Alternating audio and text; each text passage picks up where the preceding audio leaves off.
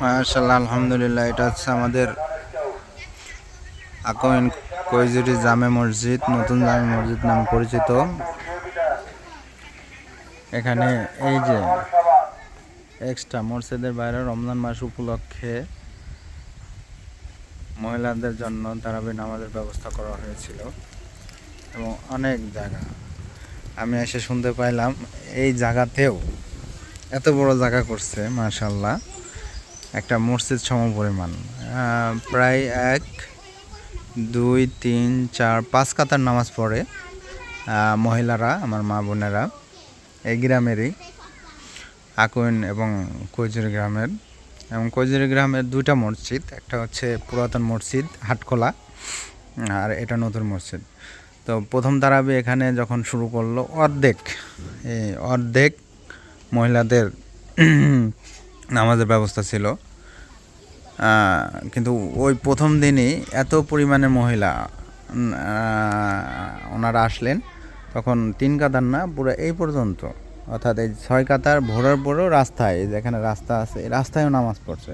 এটারও একটা কারণ আছে প্রথম দিন, সেটা হচ্ছে হাটখোলাতে মহিলাদের নামাজের ব্যবস্থা করা ছিল না, করেন নাই। তাই সমস্ত মহিলা, কৈজুরির গ্রামের সমস্ত মহিলা এবং আকোয়েনের সমস্ত মহিলা যারা আছেন, তারা এই রমজানের তারাবি নামাজ পড়ার জন্য আসছিলেন, যার কারণে এত লোক হয়েছিল। এবং এটা জানতে পেরে হাটখোলা মসজিদ কর্তৃপক্ষ, আপনার এটা বলতেছিলাম, তারপর হাটখোলা কর্তৃপক্ষ নামাজের ব্যবস্থা করার পরে তারা যখন আবার দ্বিতীয় তারাবিতে ওখানে ব্যবস্থা করলেন, তখন কিছু লোক কম হলো, অর্থাৎ এই রাস্তার লোকজন কম হলো, কিন্তু এই পর্যন্ত, অর্থাৎ এই 6 কাতার লোক পরিপূর্ণ হইল, 2 কাতার কমে গেল। দেন তারপরে চলছে এবং প্রত্যেক দিন উপস্থিতি একবারে ভরপুর। এটার কারণ হচ্ছে গতবার আমরা একটু দূরবর্তী পাশের বাড়িতে নামাজের ব্যবস্থা করেছিলাম, নতুন বাড়ি করতেছিল, যার কারণে ওখানে ব্যবস্থাটা করেছিলাম এবং সুযোগ ছিল। কিন্তু এই বছরে হয়েছে যে ওখানে বাড়ি কমপ্লিট, সবাই বাড়িতে উঠে গেছে, অর্থাৎ ওই বাড়িতে আর জায়গা নাই, যার কারণে আমরা এখানে অস্থায়ী একটা মহিলাদের জন্য নামাজের ব্যবস্থা করেছি। মাশাআল্লাহ, অনেক ভালো হয়েছে এবং স্বতঃস্ফূর্তভাবে সমস্ত মহিলারা নামাজে আসেন এবং নিয়মিত, এবং তারা দাবি করেছেন যে তারা ঈদের জামাতটাও পড়তে চান। এখন এখানে একটু ঝামেলা হচ্ছে যে ঈদের নামাজ তো বাহিরে উন্মুক্ত স্থানে পড়া আসলে সুন্নত, যার কারণে মুসল্লিদের মধ্যে একটু ছিল যে কিভাবে যে মহিলাদের এখান থেকে কোনো বাড়িতে দিয়ে আমরা উন্মুক্ত স্থানে নামাজটা পড়তে পারি কি না। কিন্তু ওরকম আসলে পাশের বাড়িতে জায়গা নাই, যার কারণে আমরা পরবর্তীতে মুসল্লিদের সম্মতিক্রমে, আমাদের মসজিদের কমিটি ওনারা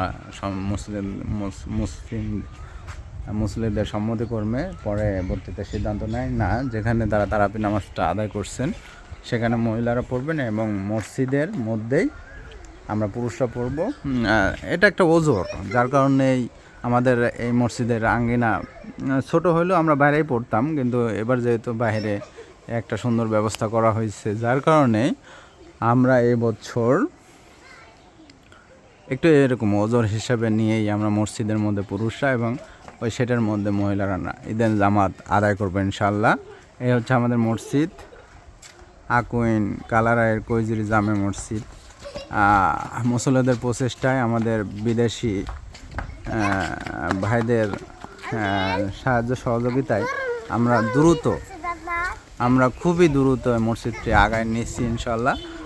এই মসজিদের অনেকাংশই কাজ প্রায় হয়েছে, একতলা মসজিদ, এবং আমাদের অনেক কিছু কাজ ভালোই বাকি আছে। আমরা একটা স্থায়ী অজুখানা, তারপরে টয়লেট, প্রসাবখানা এটা তৈরি করতে চাচ্ছি। আর এখানে যে নিচে এই এক সাইডের অর্থাৎ এক সাইডে 4টা গ্লাস লাগাইছিলাম, কারণ হচ্ছে এই রাস্তা প্রচুর ধুলা যায়, এই জন্য আমরা একটু তৈরি করেই গত 2 বছর আগে লাগাইছিলাম। কিন্তু ওই সাইডের অপোজিটের আমরা এখনও থায়ের কাজ করতে পারি নাই। তারপরে যে উপরে থায়ের কাজ করতে পারি নাই, পিছনে আছে। হ্যাঁ, এই কাজগুলো আমাদের আসলে খুবই জরুরি করতে হবে, যার কারণে এই রমজানে ওইভাবে আমরা কালেকশন করতে পারি নাই। হ্যাঁ, তারপরে রমজানের পরে ইনশাআল্লাহ আমরা সকলকে বলবো যে আমরা এই থায়ের কাজটা, এখানে প্রায় 1.5 লাখ টাকার থায়ের কাজ করতে হবে, এবং ওজোখানা এটা আলাদা। ওটা দেখি একটু সরকারের কাছে একটা আবেদন আরজ করব, দেখা যাক সেখান থেকে যদি ব্যবস্থা হয়। আপাতত আমরা নিজেরা থায়ের কাজটা করবো ইনশাআল্লাহ। এবং সামনে আগামী বছর ইচ্ছা আছে যে মহিলাদের ওই নিচে না রাখা এটা ছাদে কোনো ব্যবস্থা করা যায় কিনা। আপনারা আশা করি পরামর্শ দিবেন। আমরা মসজিদের ছাদে মহিলাদের জন্য আগামী বছর ব্যবস্থা কিভাবে করতে পারি। হ্যাঁ, এই মসজিদে আসলে একটা বারান্দা সিঁড়ি করে দিয়ে ছাদে আমরা টিন শেড করে দিয়েও হলেও যদি পারি আগামী বছর ইনশাআল্লাহ মহিলাদের নামাজের স্থান আমরা ছাদে করার চেষ্টা করব ইনশাআল্লাহ।